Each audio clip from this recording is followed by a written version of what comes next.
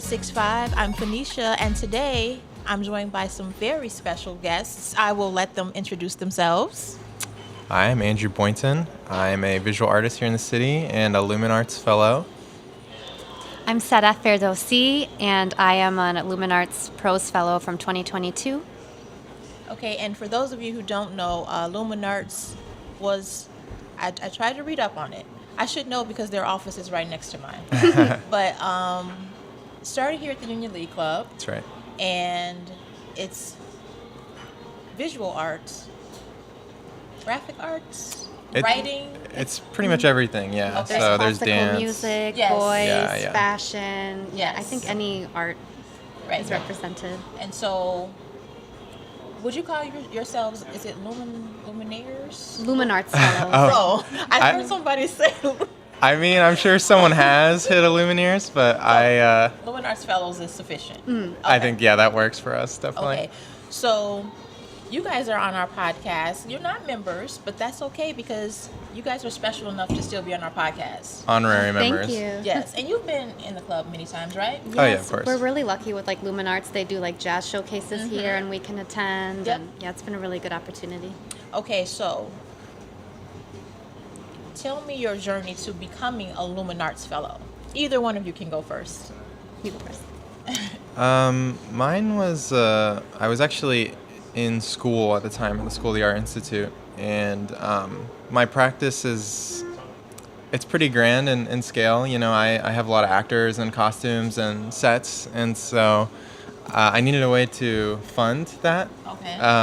And so I stumbled across Luminarts and applied, and it's a pretty arduous process. Like, you have to apply, and then there's like a final gallery, and then a guest judge comes in and picks like finalists, 3 finalists. How many people do you think you were up against? That's a great question. It's anyone within like the Chicago area that's under the age of 30. Okay. That's like part of the qualifications. I don't know a number, but I know at the final gallery, there was maybe like, I want to say like 20 or 30 artists that were just finalists. So I'm sure a good number. But I won the first year I applied, luckily. So I saved myself the trouble. Yes. Because you get to reapply year after year? That's right, until Okay. you're 30. Okay. Yeah, that's right. Yeah, I would say that's kind of more aligned to my Luminarts Okay. experience. I applied 8 times until I won, so you Okay. just have to be persistent and keep trying. And are you also visual art? Oh, no, I'm prose writing. So Luminarts has a one writer. fellow for prose and one for poetry. Yeah, so I won with Asia Calcano. He's an amazing poet. Okay. And so what did you have to do with that poet? So we just kind of get together as friends, but you don't have to like apply. We applied separately, so you Okay. win one in prose, and then one fellow wins it in poetry. So what did you write? I mean, Yeah, so give us a little bit about. Yeah, so I would say, so my MFA, I got it at Columbia College Chicago, and my bachelor's is from the University of Chicago in Gender and Sexuality Studies. And so I write a lot of nonfiction about feminism, like women's experiences, family history. My family's from Iran, so like immigration and what is identity and kind of things like that. Wow, that's fascinating. And Wow. you're an author too, right? I know. Yeah. I write. I love writing. Not that nothing against Visual artists. visual artists, but no. But I mean, okay. it's all under the same umbrella: digital media, digital art. It's all creative, and I love it. Yeah. Who needs mathematicians? I mean, it's interesting because Luminarts actually just hosted an event with Artadia about like interdisciplinarity and like what it means to, have a discipline and work with other people outside of that. So I think there's definitely a good bit of collaboration across the board, you know what I mean? And, especially in my case, just because I'm working with like a lot of actors and there's a fair bit of writing. So Sadaf does a lot of my editing. Nice. Yeah. That's perfect. Yeah. I mean, I'm very it's lucky. like our communications department here at the club. We have, I write and edit, but then we have our graphic designers, and so when you all work together, they, make everything look nice, and I provide words. And Yeah. So you definitely need, because I can't graphically design anything. I think I can until I give it to them, and then you're like, oh, that's why I am the writer. Yeah. That's Most pretty definitely. cool. So you guys met when? Well, we actually met at the gala. Yeah. We won the same year. Oh. We met at the gala, and we sat across from each other at dinner. And I was like, okay.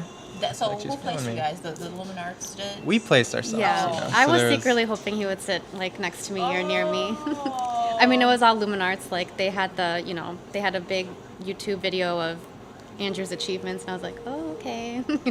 I hope he sits by me at dinner. I mean, what was that like when you saw yourself going across the screen? Were you? I feel like as a visual artist, there is a bit of like you're always putting your work in front of people, or at least trying. You know what I mean? So there's nerves, of course, but there's also like a serious sense of satisfaction to have like a audience who's looking at the work and appreciating it. And it's a kind of a funny video because at the time I was making work about like aristocrats, and so it's me like in this field and like this group of aristocrats kind of like running around and taking pictures, and so it definitely got a good laugh out of the audience as well. So, but I don't know. It's intense no matter what to see your work and like see how people interact with it. Yeah. I know as creatives, I feel like we put ourselves out there. I mean, nothing against people who like numbers, but it's different. Like numbers are exact and they don't change. And what you got 1 + 1 but equals 2 will always be 1 + 1 = 2. But I feel like as creatives, you always get to put your own spin on things, and that's frightening when you. I mean, I post here for the club, and I'm always like, oh, I hope this is all right. You know what I mean? I hope people like this. But some people, they don't like some of the. I mean, some stuff that I don't expect to get a bunch of likes that I just post without thinking. I'm like, people like that. Not that I don't want them to. But then stuff I like take my time and I'm like, yes, this is gonna be great. And I'm like, oh, okay. So one like, okay. I took a lot of time to do that. So it's like it's different being creative because you put a piece of yourself into everything and you want everybody to like it. But as you guys know, I'm pretty sure you do it for so long you realize everybody's not gonna like it, and that's fine.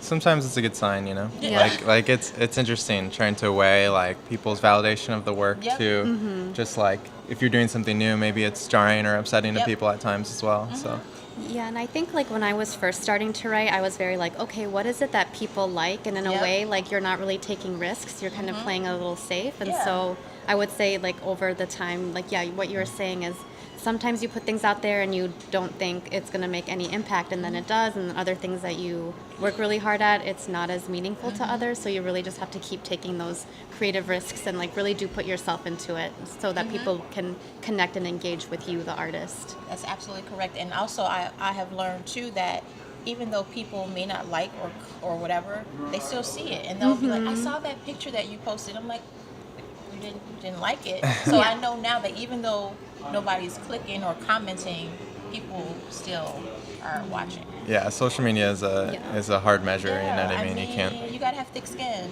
At first, I was like, "How come?" Now I'm like, "Don't care." I liked it. It was great. It was good content. And just again, because they didn't say anything doesn't mean they didn't. Because people stop me on the elevator all the time. Like, "Did you post?" Great picture. So I'm like, There you go. and that's.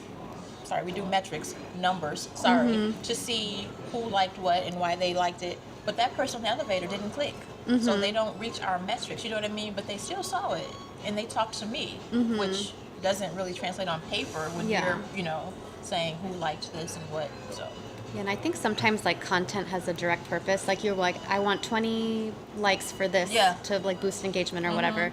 Whereas like creative work, sometimes like the purpose isn't clear in the beginning, and you have to kind of go through that process to figure it out. That's a very good point. And I'm sure visual art is the same. Like, I don't know.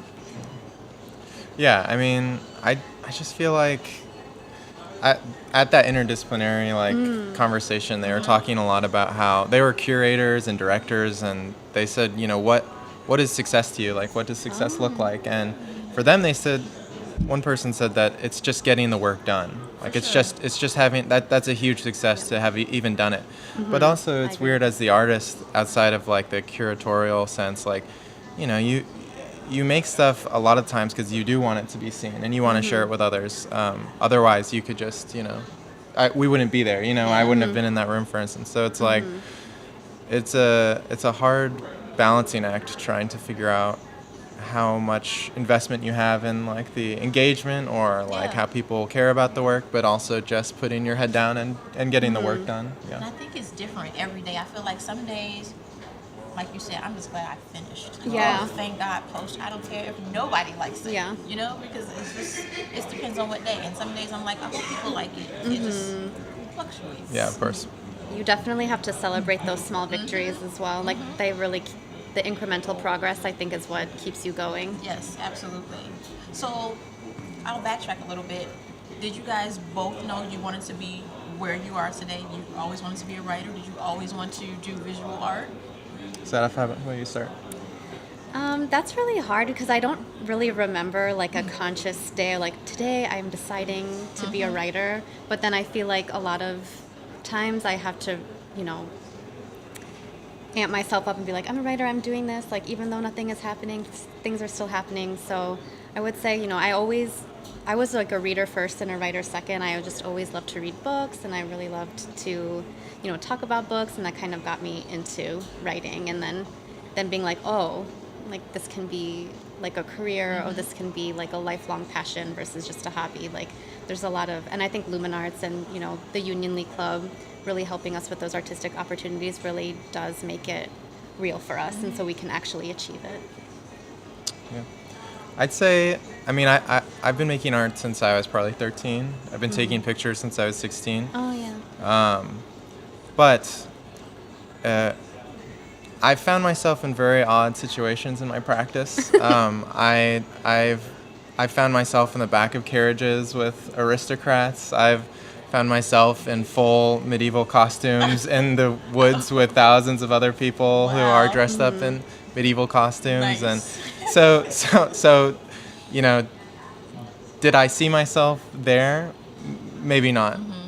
But I absolutely saw myself wanting to make work. I mean, it's so, at times it's very unrewarding being an artist. Like it's a lot of losing, and it's a lot of, you know, being told that it's not a particularly like fruitful path to go down.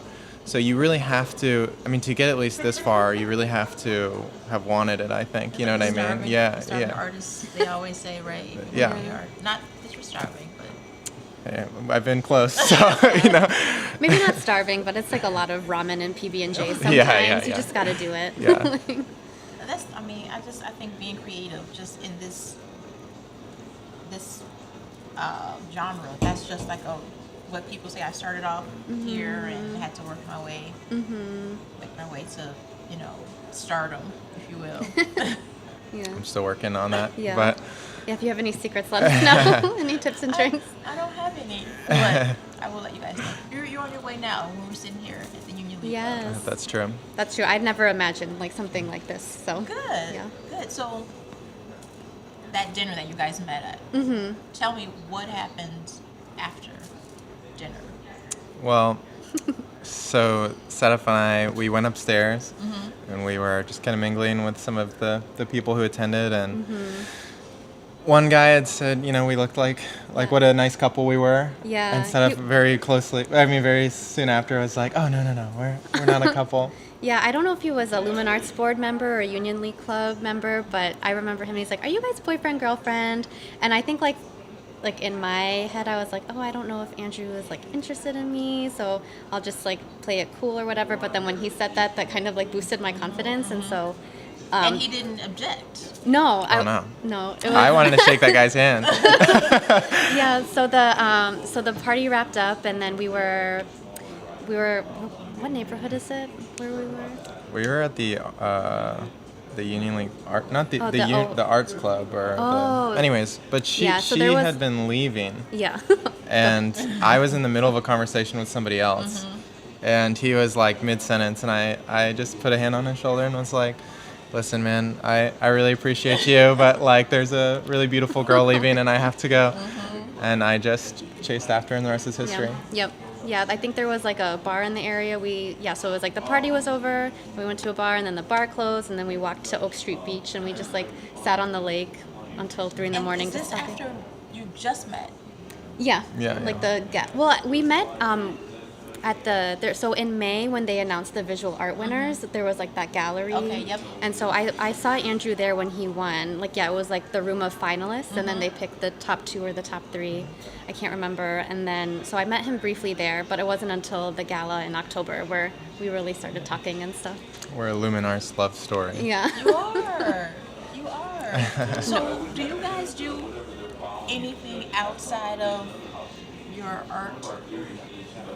Yeah, so I would say I'm kind of behind in like just being like a normal human. So it's like I'm finally getting around to like taking care of myself. Like we play tennis together. I'm starting to do yoga. Just kind of remembering that like, you know, you're not just Yeah. like a mind that's trying to come up with words and prose, like you're a body as well. So really honoring it and being respectful to it and taking care of it. And then we're actually going to Japan. We like to travel, so we're going to Japan in the winter. Andrew got an amazing opportunity to work with one of his favorite visual artists, Lie Koshiga. Congratulations. Yeah. See, you moving up in the stardom Yes. on the horizon. I hope you're right. I'm going to assist Lie Koshiga, just a really wonderful photographer, for a month, and then And then Sadaf I'm coming is for gonna the come visit vacay me. part. Yeah, Yeah. So Andrew can do all the work, and then we'll come have fun later. That's wonderful. So, what about you? Do you do anything else? I mean, you have to take a break from being creative because, I mean, after a while, you just need to step outside. Yeah, It's yeah. hard. I mean, even when I leave work, I'm still doing things that I do. Right. I'm like, put that away. Put that. Because you know. creativity isn't 9 to 5. No. Sometimes, like, Yeah, you know, 2 you're a.m. mopping the Yes. floor and you come up with something and you have to write it down right away. Like, I'm sorry, I cut you off. No, you're good. That's the absolute truth. Yeah. Most of the things that I come up with, ideas, I'm like laying in the bed at like midnight. I'm like, oh, and you have to write them down because in the Yeah. morning, I have no I idea. know. I used what to that be able to great idea- remember. No, Not no. anymore. And I used to fool myself and go, I'll remember tomorrow. Well, I won't. Why am I saying that? Yeah. So that's true. I generally hyperfixate quite a bit. I'm very obsessive. So you know, like I said, since I was probably 16, I've just been obsessed with like making images and doing as much as I can. So I'd say I'm preoccupied by the idea of making art like 24/7. Yeah. But Yeah. you know, that comes with its drawbacks. Like there's a lot of times where I feel like really frustrated that nothing is coming, and so we do a lot of reading, and you know, I don't know, what do we do? I feel like that's what I mean. It's like I'm so hyper fixated Everything on is in service in art. some way. Yeah. Yeah. Yeah. I mean, I feel that way like at parties, like regular family parties. I'm like, is somebody making a reel out of this when we're done? Is somebody getting a picture of the food? And sometimes I'm just like, no, I'm not doing it. Like, you know what I mean? I do it all day at work. Like, stop. But then you feel like when I leave, I'm like, shoot, missed opportunity. I should have been recording that or something. But you have to draw the line somewhere. Yeah, but you have to give yourself grace Yeah. too. Sometimes you just gotta, you know, Like, oh well. put a pause on work and make yourself a real dinner. You know, like you just have to. No, you know, without bringing nothing. Get the camera. Yeah. Get the lights. Look at this salmon I just had. So. you know. So, long term, I don't know if like you're in an interview, 5 years from now, no, ultimate goal, like what would be like if somebody came to you today and was like, I want you to, that you'd be like, yes. I think for me, like most of my adult life, I've had like a 9 to 5 job full time. Like if there was a way to like finally publish a book and that like proves that I can maybe like even just like switch to part-time work and focus more on like creative writing and like really that more artistic side, I would say like, you know, as my day job, I've been very like I do try to pick like copywriting, content writing, Yes. things that will feed into my creative writing practice. So I think I do need that like kind of mental stimulation of like of a job, but then if I could kind of lessen it somehow and then really focus on like long form projects, like book length projects versus I feel like right now I'm doing a lot of smaller essays just because that's like what scheduling allows. But if I can, you know, push myself to You think you have a book in you? Like that seems like, man, it's daunting. A novel. Oh, like my dream is to write a novel, but I would say I was very lucky to win a D-Case grant in 2023. You know, it was, you know, Luminarts sent I didn't even know about D-Case until Luminarts like sent the email about this opportunity, and so you have to apply with a project. And I have been working on a nonfiction manuscript off and on, and so really just trying to use this time to really put it together. So like all the essays I've kind of written about Chicago and being in Chicago and being a woman of color, navigating public and private space. Like I would say if there's just a way that I could, revise it, I would say I have like 5 or 6 of those. If I can kind of make it a robust manuscript, I would love to do that. It sounds lovely. Oh, thank you. I'm proud of you already. Oh, thank you, I feel Phoenicia. like I'm a writer, but like I feel like I'm like a short story person. You know Oh, what I mean? that's like, I feel like I awesome, yeah. can't make I should probably try, but I've never really tried like to make like a long like novel. Like Yeah. do I have enough whatever You really need enough- sustained focus for yeah. something like that. And enough yeah. meat, if you will, to make it interesting, you know? Yeah, I can't imagine. A full I feel like book I got, like, a sounds quick, insane. Like I can get you a quick that was exciting and then go to the next Right. one. Like I Yeah. don't know if I Right. can make it long term. Right. But James maybe that's Patterson. how you write your novel. You write it in quick Yeah. bursts and then you put it all together. I did learn a trick. Sorry, I'm talking about myself now. No, Like please. when I read, like, is it Coombs? I think it's Coombs. Or even Patterson. Like, Mm-hmm. they always start off with, like, something, like, right off the bat, just exciting. Like, somebody walking down the street and something exploded. Bang, Like, yeah. it's, like, immediate. And then they sort of, either they backtrack, let me take you how I got here, you know? Or they go from there and it's like... And then each chapter ends with, like, a... And then you start the next chapter again with excitement. It's just like this... Anyway. Yeah. I kind of Interesting. take that approach, and it's gotten me about 3 chapters. So Just keep going then. guess. Persistence is, you just got to stay persistent. I guess, but you need the time, like you said. Working 9 to 5 is like Yeah. one day. Yeah. One day. I'll manifest it for you. Thank you. You also. Yeah. But sorry, Andrew, what was your long-term goals? Well, I think the question is like, what is the best question somebody could ask me down, like, what's my ideal If situation, somebody right? came to you Yeah. right now was like, here's an opportunity for you. I mean, I think like a show at the International Center for Photography would Ooh. be a good answer. Just having like a large space with like a lot of traffic to Yes. put work up in would be amazing. But I always have lots of little goals that I want, you know what I mean? And one of them was absolutely like Luminarts, you know what I mean? Like it was Yeah. absolutely having that, like opportunities like that, like grants, somebody validating your practice and trusting you with money to make the work. So yeah, but a big one, if I had to, pie in the sky, definitely like the ICP would be incredible. But to your earlier point about your book and like starting like a chapter with something interesting is, I think for better or worse, we live in like a economy of attention, right? Like yeah. we're constantly trying to, especially as artists, keep people's attention. Maybe even right now in this podcast, there could be there could be somebody, who either has already clicked away or is just about to, and it's like, I think that it's something to consider, and you can play with that. You can either do the opposite. There's plenty of artists who make things that are seemingly banal and Yep. and like meant to kind of drive people away, but yeah, you can also do like you're saying, where you start a chapter with that big thing. That hook, yeah. Yeah. So. And then you hear people say they worked on books for years. And I think that was my thing too. I thought people were sitting down and just like getting to it. You know what I mean? Yeah. Right. So it's a process. And I would say a lot of writing is also not writing. It could be researching. It could Yep. be outlining. It could be just like, I think sometimes I'm just sitting and staring at the wall for like 3 hours. Like writing can be in all shapes and That's true. sizes, not just like typing. And Because some days you have a whole bunch to say and you can't wait to get it out. Yep. And then some days it's like I got nothing, but I'm still sitting here. Yeah, it's all part of the process, right? Like, I've spent countless hours at this point in my studio, essentially just like sitting in the dark, which is like a strange feeling, because I think in the like social situation that we live in, you want to be productive all the time, right? Like we're taught that productivity looks a certain way. yeah. But I prefer, like, instead of saying I was productive in the studio today, I was generative in the studio today. Like, you're generating ideas and thought processes, and you're cultivating even. Sadify, I'm not sure, because she tends to hide away Yeah. when she writes. I'm not allowed anywhere. Don't ask her me about what vicinity. I'm working on. Yeah. Yeah. No. I mean, We'll go ahead, please. No, I was going to say, just like hanging out with Andrew and all of his friends who are visual artists, I did kind of learn that, they're very collaborative. They're always chatting like, oh, like, what do you think about this? I'm thinking about like these different ways of doing it. I'm thinking of looking at these different costumes. What do you all think? And they're all chatting and talking with each other.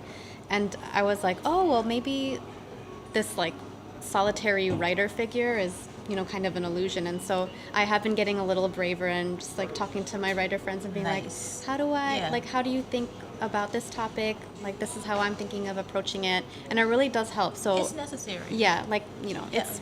it's more social than you think, Yeah. like in any discipline, Yeah. Because I feel like I've written something and I'm like, this is fantastic. And I show somebody and they're like, well, what happened to the girl and what happened to and you're like, oh, that's right, I didn't bring her up again. You know what I mean? Like, and you need somebody else to look at it to tell you that. Otherwise, you think you know it all and you don't. Yeah, You always need a little bit of collaboration, I think. I agree with that. Yeah, it's true. And input, right? Like just having, like, you don't need too much because But you just don't. a little Yeah. From somebody you trust. Of course, yeah, It's yeah. going to steer you in the right direction. 100%. And sometimes you have to like trust yourself, and if someone edits something out but you feel like it's so important and you put it back in, but for the most part I think feedback is a good thing. Yeah. So, you guys are headed to Japan Yep. in December. A Well, month. he'll be there in November and then I'll be there in December. Wow. Yep. Are you like beyond excited? I'm beyond excited. I'm thrilled. I reached out to this artist when I was 18 years old. That was years and years ago, and I messaged her just simply saying, I got a tattoo of one of your pieces. I love you. Yeah, it's on my wrist here, and I just I was this super fan, and I just cultivated this conversation throughout the last couple of years. I just would always check in on her and see how she's doing. And then she gave a talk at Yale, and I was able to kind of finagle a way to give her a ride from New York to Yale. I had like booked the car before she even said yes, kind of thing. Wow. And just one thing led to the next, and so now I just had my Japanese lesson this morning. Yep. And yeah. Nice.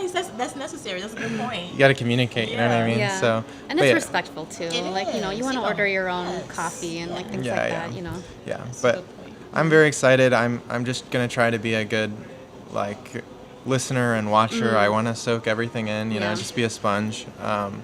But it is nerve-wracking. It's a big opportunity, and you don't want to mess it up. And I'm used to being kind of the person behind the camera, but it'll be a nice change of pace to kind of be assisting. Yep. Yeah. A little bit out of your comfort zone. Yeah, yeah. And that's how you grow, right? Oh, of You'll course, back yeah. change. You'll be like, man, that was a great experience. Yeah. I mean, if I boss people around, I should be okay getting bossed around, you know what I mean? It's only fair, right? That's true. Yeah. I want to say one more question. Do you Oh, guys sure. know of anybody else who has a Luminarts love story? It's probably just you two. The first and So only. far only us, but if Yeah. anyone else would like to come forward, I'd be happy Yeah. to hear. And I would just say, if you get rejected the first time, keep applying, because the year you finally win, you'll get like a boyfriend too. See, that's why you keep getting rejected. Yeah. They were waiting for you, for Yeah. him to be there also. So. Yeah. Yeah. But when I don't know when this will be out, but Mana Contemporary is where my studio is. It has an open house This Saturday. this Saturday. But if this comes out after the fact, people are welcome to Welcome come to by the come, yeah. studio and talk Where to is us. it? It's at Mana? Mana Contemporary in Pilsen. Okay, It's on so- Cermak or I don't remember. Oh. But yeah, and otherwise you can keep up to date with my art Andrew _ Boynton or andrewboyntonphoto.com. And set up. I don't know if you'd like to. So Yes. thank you to Luminarts and DCase. I have a grant to make a website and it will be out soon. So it'll be setafrodosi.com. Nice, nice. How long will your display be of your? It's just an open house, so you can come by and see the studio and talk to me as an artist. But I will have another show coming up next year, but I don't have an exact date yet, unfortunately. Yeah. Okay, well, thank you both so much. Thank you so much. Have a great day. Bye, guys. Bye.